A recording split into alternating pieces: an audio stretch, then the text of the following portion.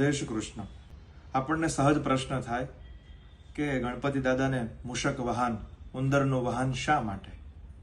તો આપણા શાસ્ત્રોમાં બે કથા જોવા મળે છે. એકવાર ક્રોંચ નામનો ગંધર્વ દેવરાજ ઇન્દ્રની સભામાં બિરાજમાન હતો અને ત્યારે એ ક્રોંચ નામના આ ગંધર્વ દ્વારા વામદેવ ઋષિનો અપરાધ થઈ ગયો અને ત્યારે વામદેવ ઋષિ એ ક્રોધ કરી અને ક્રોંચ નામના ગંધર્વને કહે છે તું મૂષક બની જા, અને ત્યારે કરુણાવશ પ્રાર્થના કરે છે કે મારા ઉપર કૃપા કરો.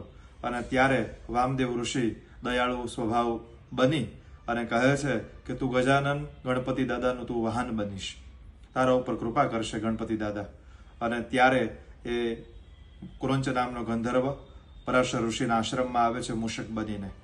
આશ્રમના બધા વૃક્ષોને તોડી નાખે, આશ્રમના બધા વ્યક્તિઓને પરેશાન કરે, પરાશર ઋષિને પરેશાન કરે. ત્યારે પરાશર ઋષિ ગણપતિ દાદાનું સ્મરણ કરે છે. ગણપતિ દાદા આવે છે અને પરાશર ઋષિજીને કહે છે કે તમે ચિંતા ન કરો, હું તમારા બધા જ દુઃખોને દૂર કરીશ. અને ત્યારે આ મૂષકને બહુ જ ગર્વ હતો, બહુ જ અભિમાન હતું.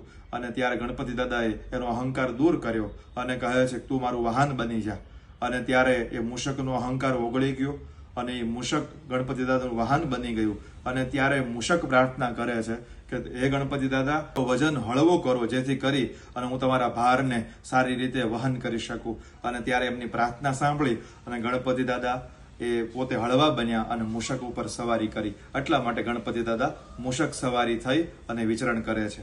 કારણ કે આપણે ત્યાં ગણપતિ દાદા એ આપણને બધાને બોધ આપે છે, technique to take work from even smallest creature.